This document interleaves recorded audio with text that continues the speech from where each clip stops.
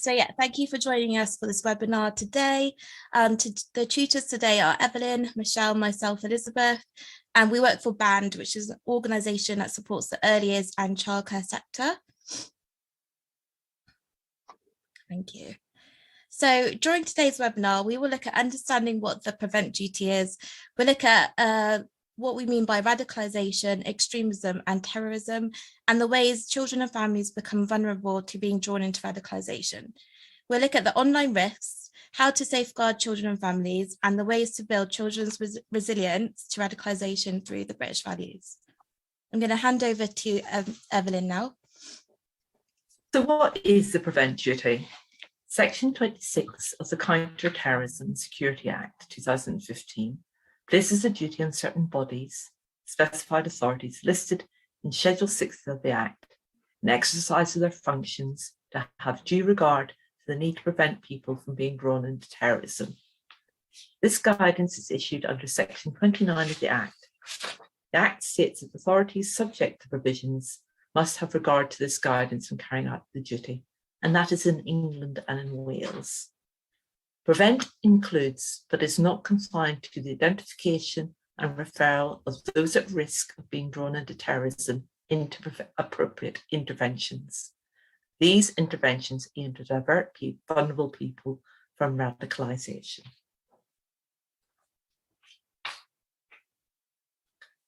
And here's a short video. A van mounted the pavement on London Bridge, hitting several pedestrians. National Action is a vile group and they have no place in this country. Hundreds came out into central Manchester today to remember lives lost. It was in the early hours of Monday morning that a van tore through a crowd outside a mosque in Finsbury Park.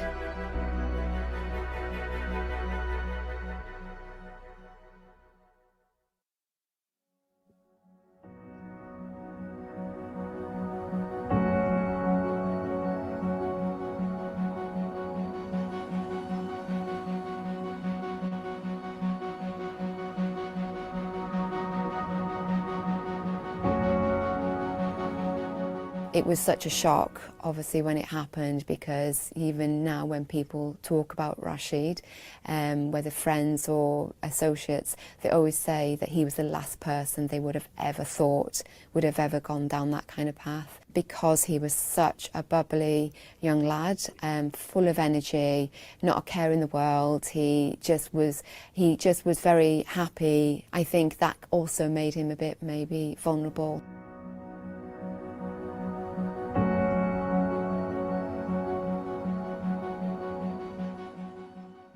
At the heart of Prevent is safeguarding, because it can make all the difference between life and death. If I had reached out to Prevent or the local authority about concerns about my son when he was being radicalised, I could have had the right intervention at the right time, and it would have made all the difference between him being with me today and being alive.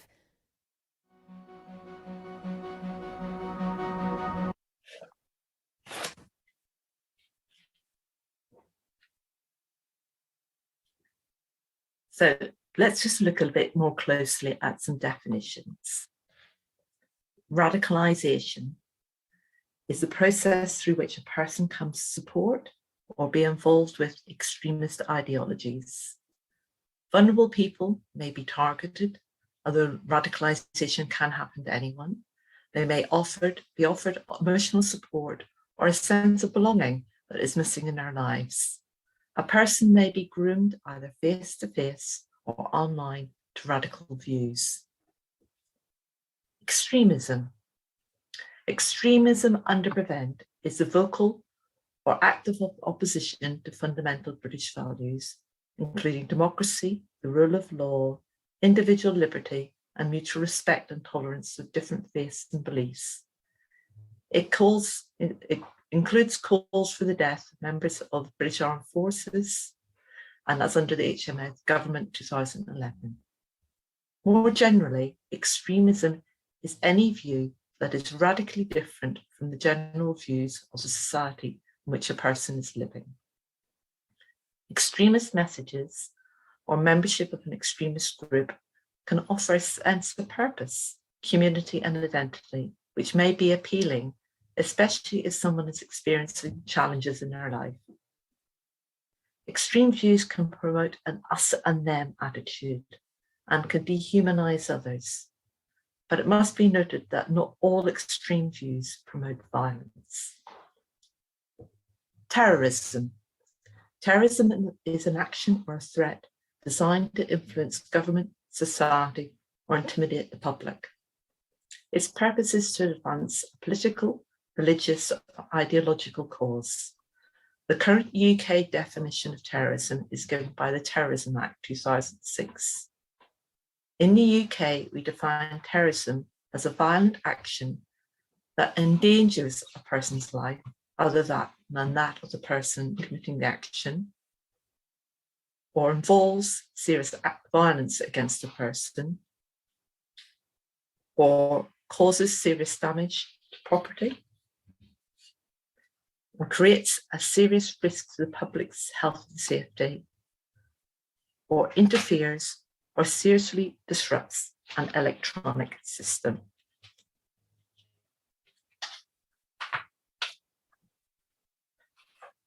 So now we'll look a bit at the context of what we're talking about. Let's look nationally. The latest Home Office figures relating to the police's use of the powers under the Terrorism Act show that there are 196 arrests for terrorism-related activity between March 2021 and March 2022. Of these, 29 were under 18, and 4 under 18s were convicted. So PREVENT is a strategy to work with people and try and ensure they do not end up being arrested under terrorism charges. This table shows the picture nationally. Nearly 20% of PREVENT referrals were under 15, and 22% of channel cases adopted were under 15. There is a clear need for children's groups to be working with individuals to reduce these figures. So who is referring under the PREVENT duty? The main referrers are education and the police, but other referrals include health, community groups, and family and friends who are concerned. A little bit more about definitions. A PREVENT referral. So the PREVENT duty aims to safeguard people from being terrorists or supporting terrorism. So a PREVENT referral would have the same aim. Discussed channel. The channel panel, which is chaired by the local authority, is made up of representatives from different safeguarding areas, including health, education, and the police. And they meet to discuss the nature and extent of the potential vulnerability of an individual. So all referrals are carefully assessed. Sometimes a person doesn't need any help at all and the referral is closed. In other cases, the panel will offer an individual a package to support their needs. Adopted by Channel.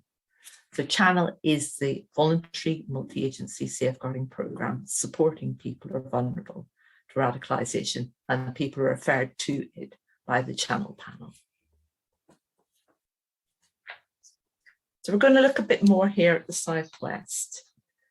So in the Southwest, out of 292 referrals, 44 were adopted at Channel case, where intervention and strategies were put in place to support a change in extremist views.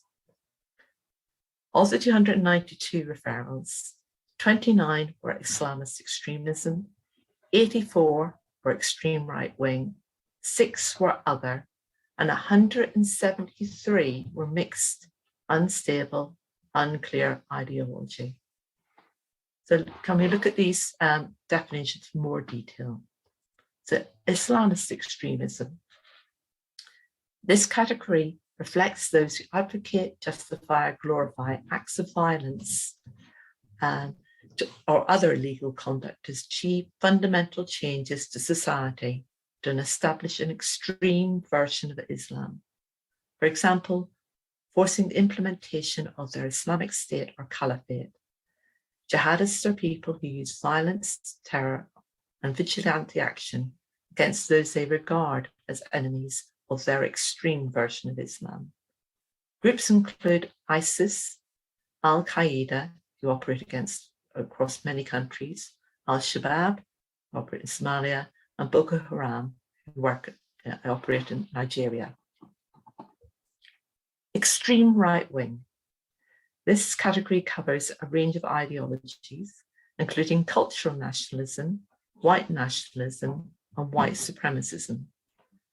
These themselves span a range of extremist beliefs such as anti-Semitism, anti-Islam, neo-Nazi, ethno-nationalism, and anti-establishment. Extreme right-wing prescribed groups include National Action and the Sonnecrieg Division. Other. These are extremists who are not covered by Islamist and extreme right wing,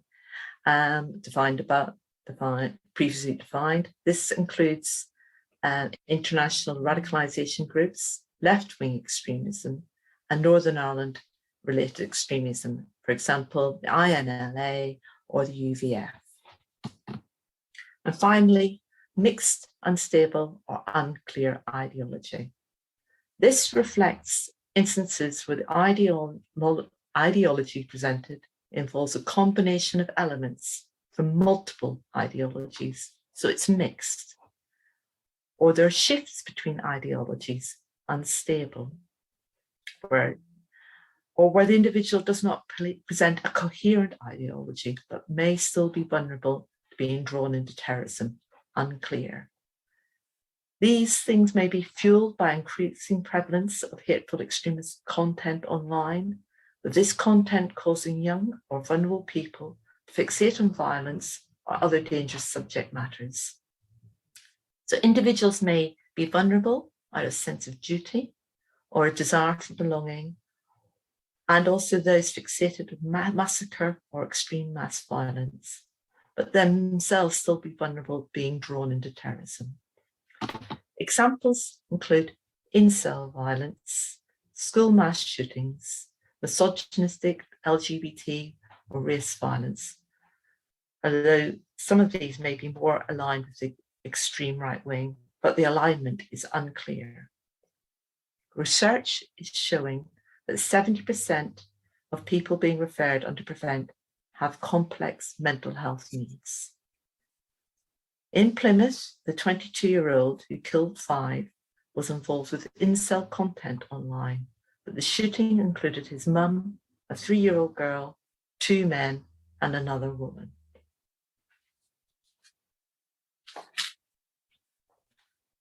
Let's mention prescribed terrorist groups and organisations. A prescribed group is an extremist group or organisation banned under UK law. You can look up what groups are prescribed at the government publication shown on the slide, and 2 examples are detailed here. So there's Islamic State of Iraq and Syria, ISIS, and we can see some of the symbols that get used by ISIS, and we've got a symbol here for National Action as well. And again, symbols and use of symbols or drawing the symbols might be something that you might see and might be a possible sign of involvement in young people.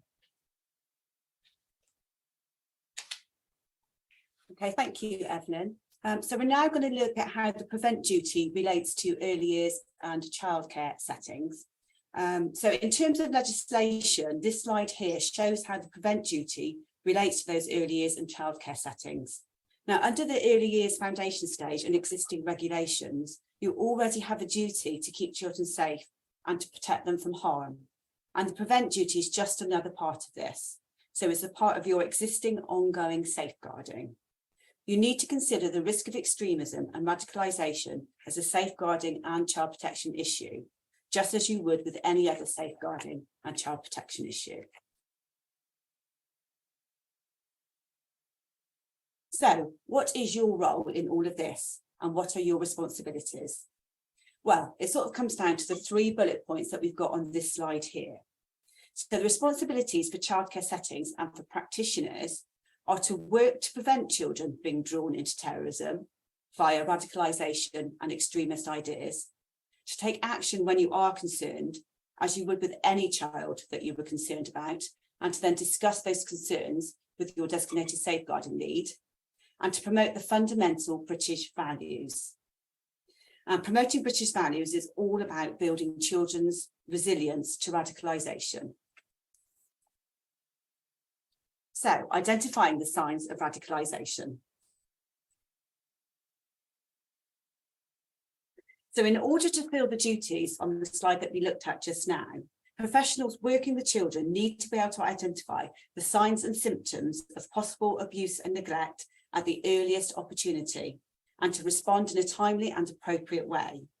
Now, as we said, the prevent duty is just a part of this. You need to be looking out for all the things on this slide, but these are the things that you should be looking out for anyway. Now, the key to the first two bullet points is getting to know your children really well, building strong relationships with children and families, as this will make it much easier to pick up on changes or of anything of concern. The last point, inappropriate behaviour displayed by other members of staff. This could be a member of staff targeting an individual with the aim of radicalising them. And in practice, this might look like excessive one-to-one attention beyond the requirements of a person's usual role and responsibilities, or inappropriate sharing of materials, such as images or videos. So these are some of the more specific things that you might see that could indicate that somebody is being radicalised.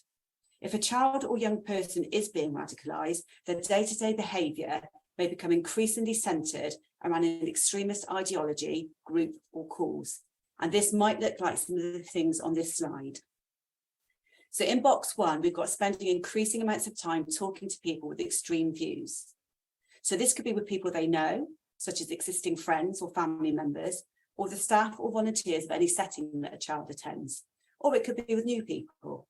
As it says, this could be offline, but it can also be online. And as we spend more and more time online now, radicalisation is happening more and more online, and groups can groom individuals that they feel are vulnerable. Children's search history could lead to links for different extremist groups popping up, and they could be drawn in this way. And we'll cover more on the online risks later on in the webinar. Box 2, we've got changing the style of dress or personal appearance. So this could be to fit in with the group. Now, somebody might do this voluntarily, or it could be that they're told how they need to dress. Box 3, losing interest in friends and activities that are not associated with the extremist ideology, group or cause. So this could be a child not wanting to mix with other children or adults who are different to them. Then box 4, we've got having material or symbols associated with an extreme cause. And this could be in the form of leaflets or magazines. Or you might also notice children drawing symbols or inappropriate images or violent acts. Then coming down onto the second row, we've got inappropriate language. So this might be language that seems like it's scripted or not appropriate or usual for the child or young person's age or stage of development. And it could be that they are being told what to say. Then we've got acting out in play. So a child might act out violent acts in their play, and that could be in role play, either on their own or with others, or it could be when using small world play equipment such as Lego or Playmobil. And then box 7, being taken to or joining in with demonstrations or marches. So we're not talking about peaceful demonstrations here. That wouldn't necessarily be of any concern, but a demonstration or march where violent, extremist or age-inappropriate language or imagery is used would be of concern. And then the final box, trying to recruit others to join the cause. So you might notice children trying to force their views onto others and trying to persuade others that their way of thinking is correct. Now, this list isn't exhaustive. There might also be other things that would indicate a child is being educated to hold intolerant and extremist views, or evidence a child is being shown or helped to access violent extremist imagery. So how do children and families become vulnerable to radicalisation?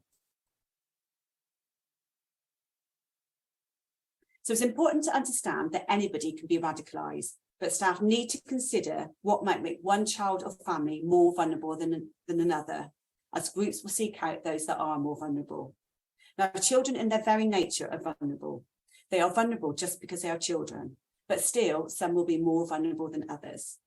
And those who are vulnerable to being groomed are similarly vulnerable to being radicalised. And often this is linked to personal or emotional vulnerabilities that individuals or groups are able to exploit or manipulate. Vulnerabilities might be the result of some of the things that you can see on this slide, but there may be other things too. Now, this is not to say that all vulnerable children or families are susceptible to supporting terrorism and extremist ideologies associated with terrorists. However, in the majority of cases, there are individuals or influencers that target vulnerable people, or there are groups or ideologies that people may identify with because of a need for a sense of belonging or higher purpose. It is therefore really important for anybody working with children and young people to know who is more vulnerable, but still bearing in mind that radicalisation can happen to anybody.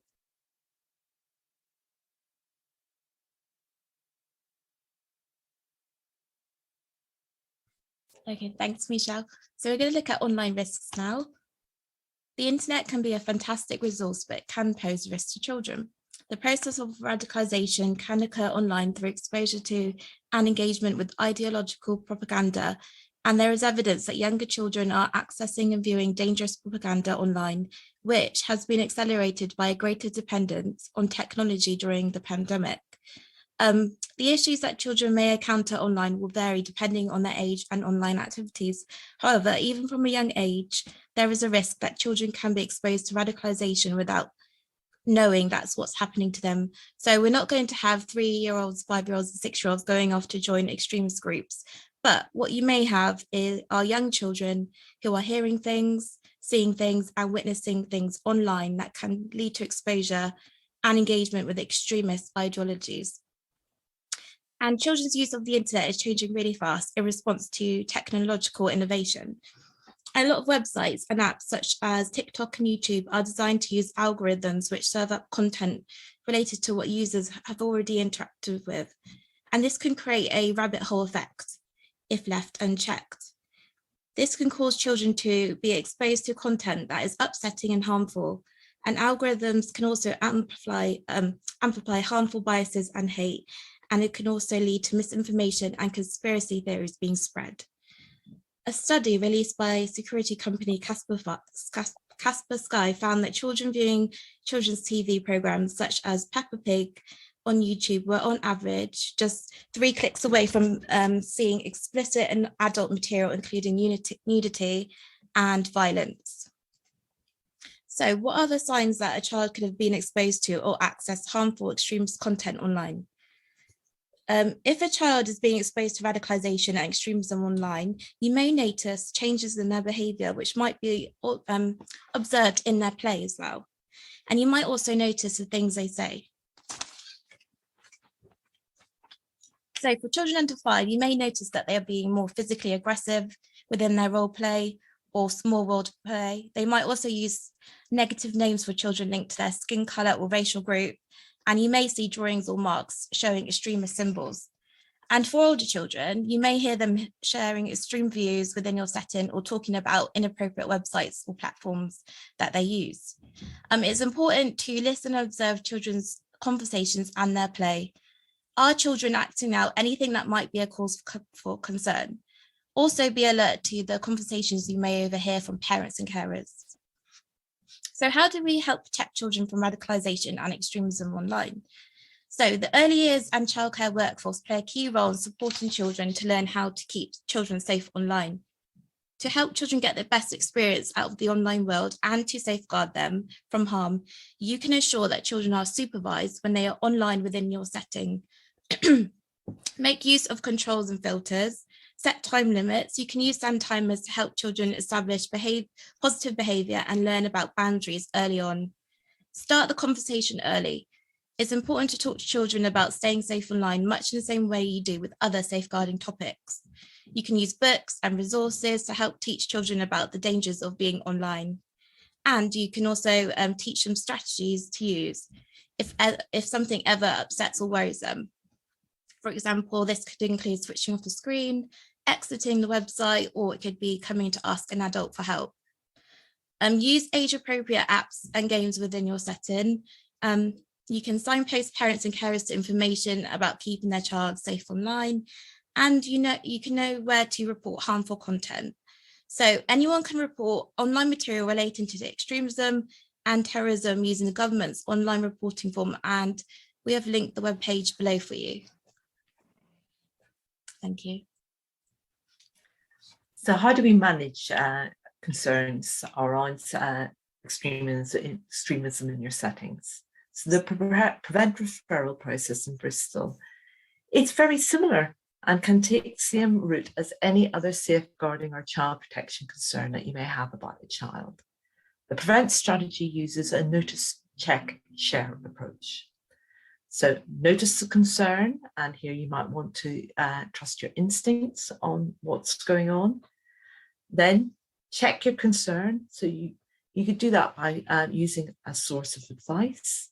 So you can ask for further advice from Families in Focus, who have police as part of their team, or you could talk to the police prevent team.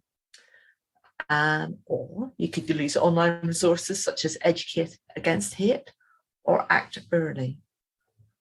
Then you can share your concern with a colleague. As with any safeguarding concern, discuss it with your designated safeguarding lead. So you may decide to try and support a child to change through things you can do in your own setting, or if you feel a multi-agency approach is needed, you will refer. So as usual, you can refer through first response, or you can refer through the Keeping Bristol Safe Partnership website, and you can download the prevent referral form, and that will go directly to the police channel team. So there is a link there on the slide to that particular form. As ever, if there's an immediate risk to a child or to someone else, do use 999 and contact the police. How do we build children's resilience to radicalisation? There's use the British values. So the British values can also be referred to as human values, shared values, or human rights. What we really want to see is a society where children and young people have a voice, respect, understand the law, explore their own personal, social, and cultural identity, and celebrate, respect, and value the identities of others. Adopting a values-based approach contributes to the personal and social development of children and young people. You will already be doing a lot of this work within your setting. It's important to recognise the building that you are contributing to the building blocks of understanding for children and young people. It's important to emphasise that the prevent duty is not intended to stop children discussing controversial or difficult issues. On the contrary, settings to provide a safe space where children, young people and staff can understand the risks associated with terrorism and develop the knowledge and skills to be able to challenge extremist arguments.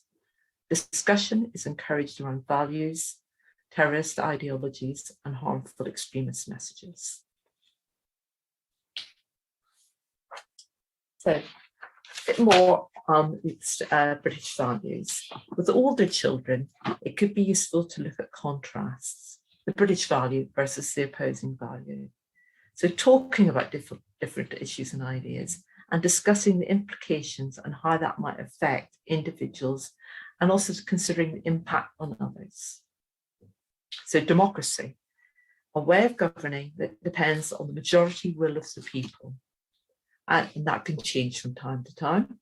Totalitarianism is the opposing value. It's a form of government that asserts total control of the lives of its citizens, and the power is centralised, and this can be dictatorial and repressive. Rule of law. So all citizens and organisations in the country are accountable under the same laws. The opposing value is violent crime, terrorism, or being treated differently under the law. So people should be treated equally under UK law, but that is not always what happens.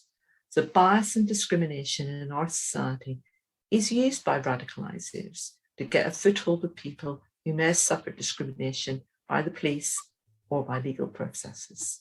So it's important to talk about these things.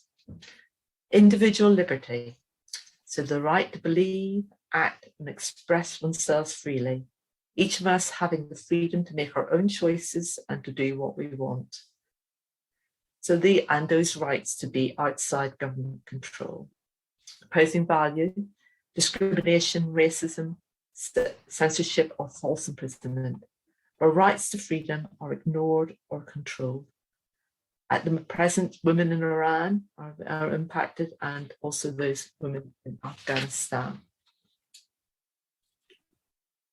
Value, respect and tolerance. So that's about respecting the values, ideas and beliefs of others while not imposing our own views on others. So that's about embracing diversity, promoting awareness of a variety of religions, traditions, cultural heritage and preferences. We will be tackling stereotyping, labelling, prejudice and discrimination.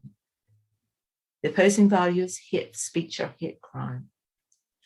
So hate speech, expressions of hate towards someone on the basis of their sex, race, disability, nationality, in fact, any of the protected characteristics. And hate crimes are acts of violence and hostility directed at people because of who they are. This appears to be getting worse at the moment, the way the media talks about groups of people and the internet pushing more extreme opinions.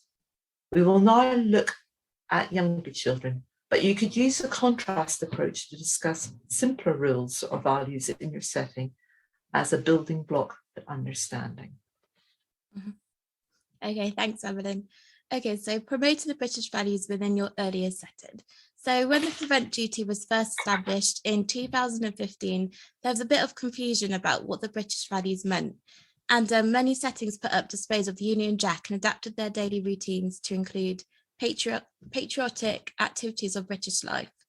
So we kind of moved on from that now. We have a greater understanding of how the British values can help build children's resilience to radicalisation and extremism from a young age. So what are the ways you can embed the British values within your own setting? So early years educators can build children's resilience to radicalisation by embedding the British values within their daily practice and through the implementation of a broad and varied EYFS curriculum. It is also important to remember that Ofsted inspectors are not looking for a separate strand of the curriculum to cover the promotion of the British values. For example, the value of democracy can be promoted in the baby room by supporting babies to understand what items belong to them, such as a special comforter, and what items may belong to others. Within the 2-year-old room, children can learn about democracy through turn-taking activities such as having a songboard and allowing children to choose a song they would like to sing. Staff can then talk to children about the feelings children might have when their choice isn't picked and help children to respect the decisions made by others. And children in preschool can practice voting during story time by asking children to vote to show hands which book they would like to listen to. Rule of law can be promoted within your setting by helping children to tidy up and ensuring that children know that this rule applies to everybody, even the adults. And mutual respect and tolerance can be promoted by helping children to understand the consequences of their actions and by explaining to children how something they may have done might have made another child feel, instead of just being asked to say sorry. So let's look at another British value in more detail now. So what does individual liberty look like in the early years? Individual liberty can help children to encourage to value their own self, support their growing independence, and gain confidence in making their own choices. These attributes can help increase children's resilience to radicalisation and grooming. So ways in which individual liberty can be incorporated within your setting is by giving children opportunities to express themselves, to take risks, and to choose what they would like to play with. And we're going to watch a couple of minutes of this short video, which will look at some more practical ways to help children develop individual liberty and a sense of self.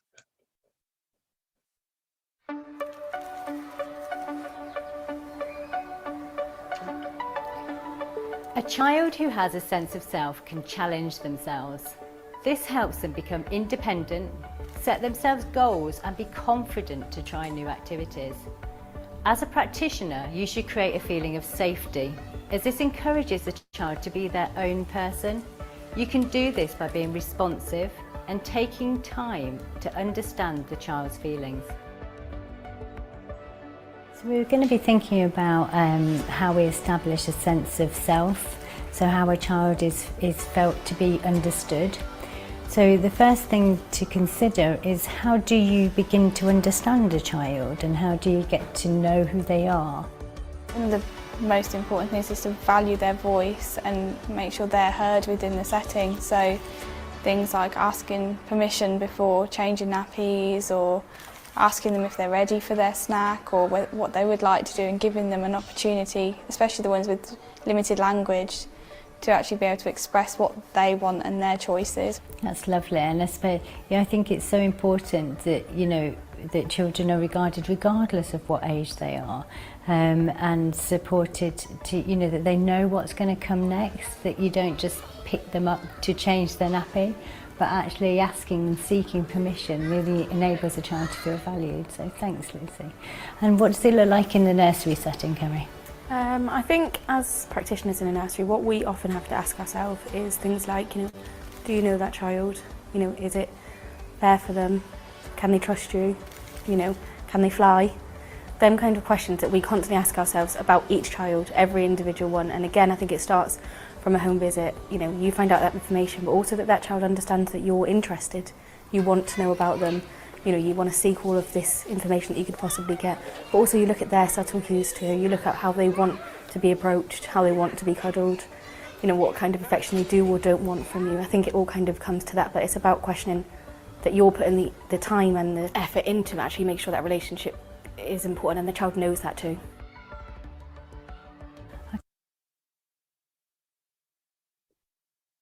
Okay, thank you. So we're going to look at how to embed the prevent duty with your setting and recap on what we've learned so far. So we really want to make the prevent duty visible within your setting for your children, for your staff, for the families, and for your Ofsted as well. So the prevent duty can be reflected within your setting's policies and procedures. So the key policies include your setting's safeguard and child protection policy, which will outline the procedure to follow should staff have concerns regarding radicalisation.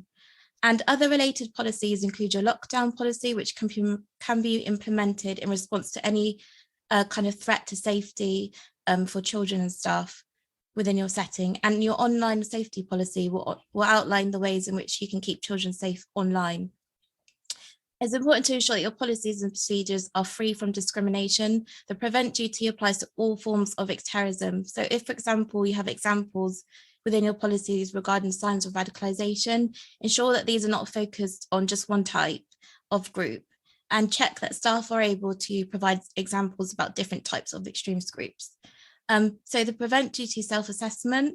So the Bristol Early Years team have a prevent duty self-assessment tool, which you can download from their website. And the government have recently published a prevent duty self-assessment for schools as well. And this will help you to evaluate the effectiveness of how well the prevent duty is embedded within your setting.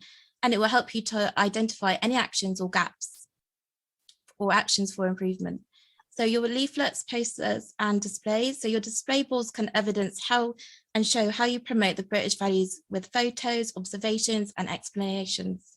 You can display safeguarding posters and flyers relating to the prevent duty within your setting, as well as information about who your setting's DSL is. And you can also give safeguarding information and signpost parents and carers to support using your newsletters. Staff training. Staff can complete the government online prevent training. Under the education inspection framework, we know that Ofsted inspectors will check with staff to find out their understanding of the prevent duty, including the signs of concern and the ways to keep children safe. So it's really important that any staff training is embedded within their knowledge and understanding. Refreshing staff knowledge during staff team meetings alongside other safeguarding topics will help to keep prevent at the forefront. And then building children's resilience to British values. So within staff practice and the play activities you plan, you can promote children's understanding of how to keep themselves safe by promoting the British values. So we've linked some useful websites below for you, and you can also get in touch with your band development support worker for support and advice about the prevent duty. And we can support staff team meetings and come and talk to staff about their understanding of the prevent duty and any other safeguarding topics as well.